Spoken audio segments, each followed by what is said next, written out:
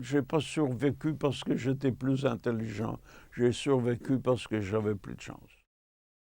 Walter Apsil est né le 26 novembre 1924 à Vienne, en Autriche.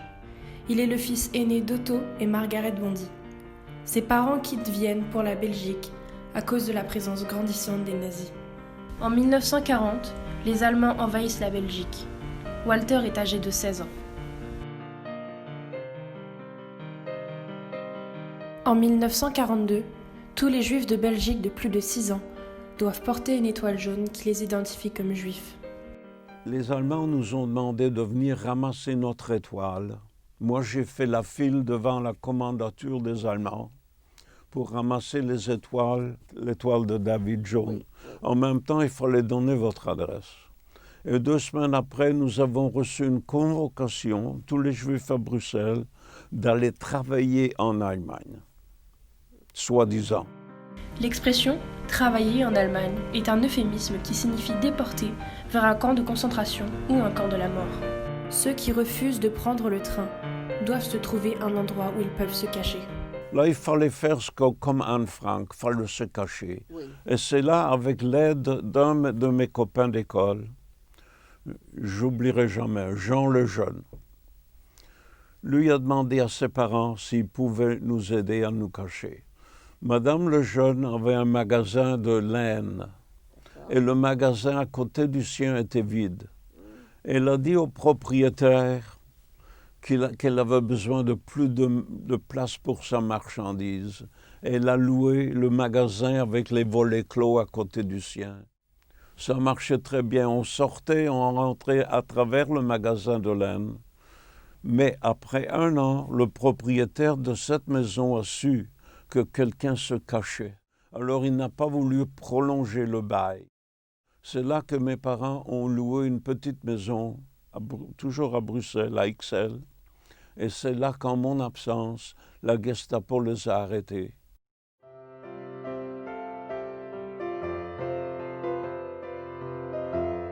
Ce moment-là, nous deux, nous n'étions pas à la maison.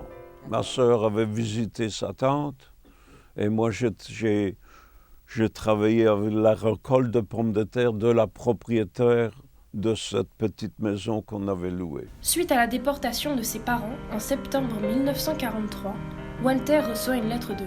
Et ils ont jeté une carte postale et une lettre du train. Les Belges, avec leur vélo, sont allés le long des voies de chemin de fer, ils ramassaient les missives des prisonniers.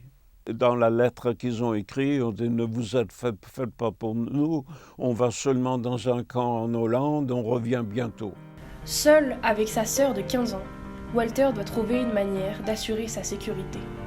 Avec l'aide de cette propriétaire de la maison qui était amie avec la mère supérieure du Carmel à Waterloo, j'ai pu placer ma petite sœur, 15 ans, à l'école du couvent. Une fois sa sœur en sécurité, Walter est aidé par la résistance belge. Je ne sais vraiment pas qui a fait la connexion, mais je pense ou bien les jeunes, ou bien cette bonne femme qui était propriétaire de la maison où nous étions. Comme des milliers de Juifs pendant l'Holocauste, Walter doit changer de nom pour échapper aux nazis. Ils m'ont demandé quel nom voulez-vous sur votre fausse carte d'identité. Alors j'ai dit, le nom de mes parents c'était Bondy, changeons ça un petit peu, faites-moi Blondy. Émile Blondy, né à Liège en Belgique. C'est ma fausse identité.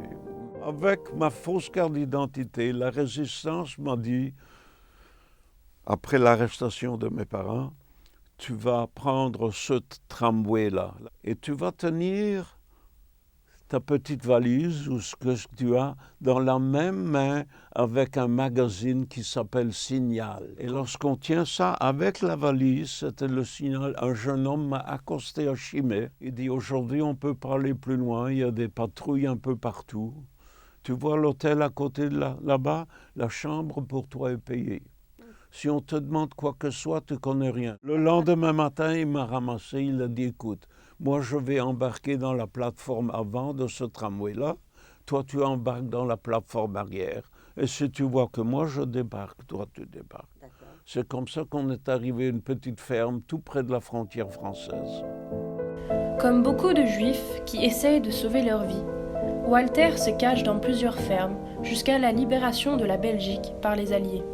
Une fois, lorsque je descends le matin avec mes pantoufles, la vieille bonne femme me dit « Ne sors pas aujourd'hui, les Allemands ont encerclé le village à 3 kilomètres d'ici, ils ont arrêté toutes sortes de monde. » Toutes les fermes aux environs cachaient quelqu'un.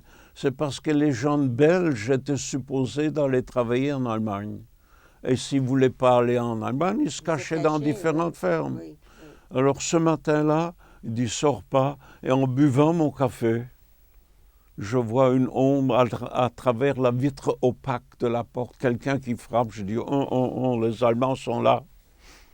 J'ai sauté par la fenêtre de la cuisine en arrière.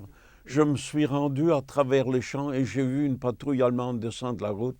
Je me suis couché dans le champ et je suis arrivé à une autre ferme où il y avait un de mes copains. Et je dis, écoute donc, les Allemands sont venus me chercher chez moi. Va donc chercher mes souliers. Je suis ici avec mes pantoufles. Lui il a pris son vélo, il revient avec mes souliers. Il dit, les Allemands ne sont pas venus te chercher. Un voisin a voulu te dire de ne pas sortir aujourd'hui. La libération de la Belgique par les forces alliées débute en septembre 1944 et se poursuit jusqu'en mai 1945. Deux soldats qui m'ont demandé en anglais « Are there any Germans here ?» Je ne les ai pas compris. Finalement, j'ai dit « Non. » Ils sont partis. Je suis retourné à ma ferme. Je dis « Écoute, on est libérés. » J'ai fait le pouce sur un camion des Américains. Je me suis rendu à Bruxelles. Bruxelles avait été libérée. Le monde dansait dans la rue. Et tout le monde attendait. On attendait que mes parents allaient, mais tout doucement. Il y a des survivants des camps qui sont revenus. Puis on a su que tout le monde était mort. Vous aurez dû voir la grande synagogue à Bruxelles avec du monde qui voulait des nouvelles de leurs parents. Tout le monde est arrivé avec une photo. Entre 1942 et 1944, 43% des Juifs en Belgique sont déportés du camp de Malines en Belgique au camp d'Auschwitz. La sœur de Walter est restée au couvent jusqu'à la libération. Elle a ensuite vécu à Bruxelles jusqu'à ce que son oncle britannique l'adopte.